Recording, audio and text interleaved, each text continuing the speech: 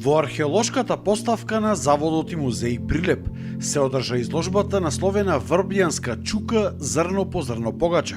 а таа е резултат на 10-годишните истражувања и соработката помеѓу музеот и Центарот за истражување на предисторијата на локалитетот Врбјанска чука, кој што потекнува од праисторијата, поточно неолитот и е стар околу 8000 години. Беа презентирани 120 на предмети кои што низ годините биле пронајдени на овој локалитет. Инаку за прв пат оваа тумба е истражувана во 80-тите години на минатиот век од страна на археологот Благоја Китановски, кога и беше пронајден еден од најуникатните артефакти на Балканот, а тоа е овој жртвеник.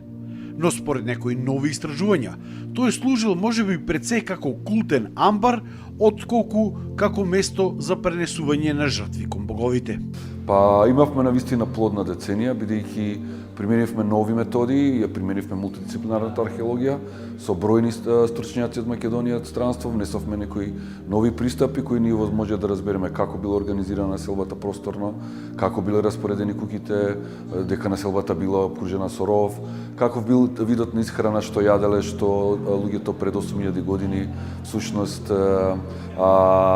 внеле како нова економска пракса, нови видови на верување, нови ритуали, така да целиот тој концепт на доместикација на животни и на растенија е многу убаво да се види како започнало Пелагонија пред 8000 години и како всушност се развива во една импозантна средина која навистина дури и во времето била една од врвните во Балканот, а многу и пошироко во Европа. Ако споредиме, може да кажеме дека всушност Пелагонија и особено Врбјанска чука е она што е Норвешка денеска. Значи, толку била развиена, толку добро изработена материјална култура, импресивни садови, прекрасни фигурини, модели на куќи,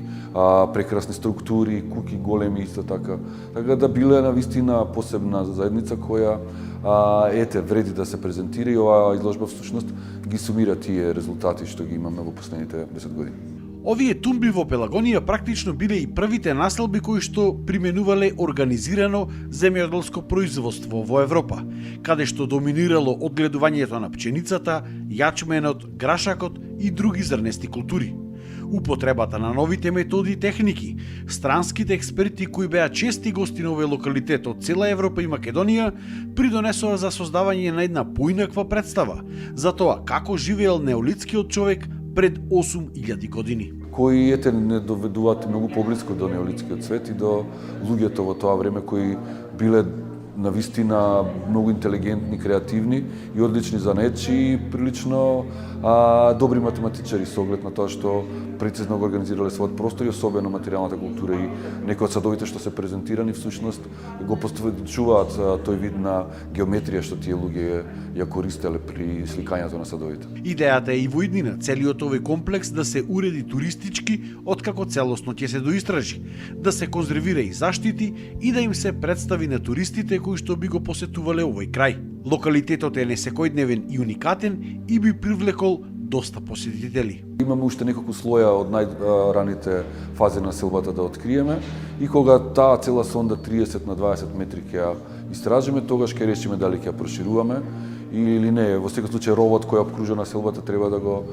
истражиме, така да има уште многу нешта и секако продолжуваме со истиот елан, ентузијазам и верба дека ќе ни открие локалитетот и нови тајни кои се уште стојат некаде скриени меѓу тие куќи. Истражувањата на Врбјанска чука продолжуваат со несмален интензитет и идната година.